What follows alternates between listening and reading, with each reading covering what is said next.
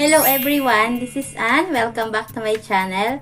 And for today's video, ma-share ulit ako sa inyo.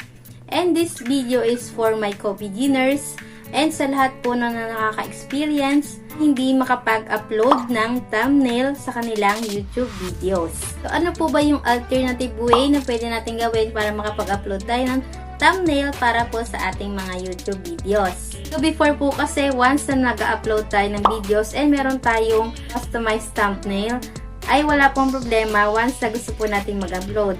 Pero this past week is meron po nakaka-encounter na hindi makapag-upload ng thumbnail katulad nito.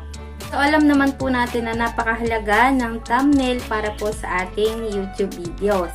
So kumbaga sa tao, yan po yung mukha, yan po yung mas unang nakikita ng ating mga viewers. So let's fix this.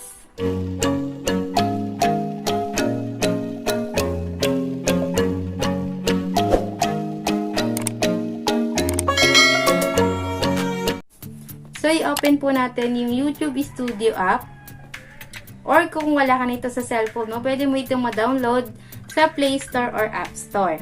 So then kapag na-open po natin yung YouTube Studio, so meron po diyang tatlong dash or tatlong tuldok. Itap lang po natin yan and select videos. So as you can see guys, meron ako ditong isang video na naka-unlisted or naka-private. And wala po siyang thumbnail. Then to be able to upload the thumbnail, i-click lang po natin yung video. Next is, click the edit icon or yung pencil icon. Then, i-click lang yung edit option or yung pencil. So, after that, para makapaglagay tayo or makapag-upload tayo ng thumbnail, so just click custom thumbnail.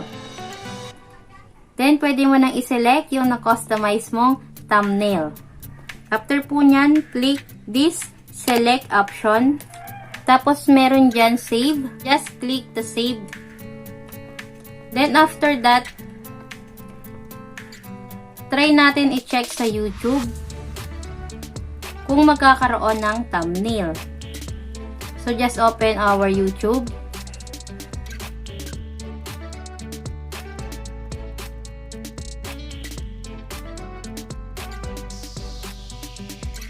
So, nagkaroon na po tayo ng thumbnail.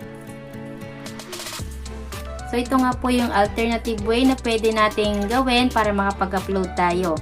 So, that's it for today's tutorial. If you want to watch more tutorials, you may check my other videos too. And I hope na nakatulong sa'yo. And if yes, please don't forget to like, share, and subscribe to my channel. And before we end this video, shout out muna tayo sa aking friend na si Crisel Tipon Wagas and kay LJ Atina Emerald Dance. So, thank you po sa inyong suporta. At syempre sa lahat po ng nanonood dito sa tutorials ko. And para naman po sa ibang katanungan about this video, just comment down below. So, that's it for today's video. Thank you for watching everyone. Bye!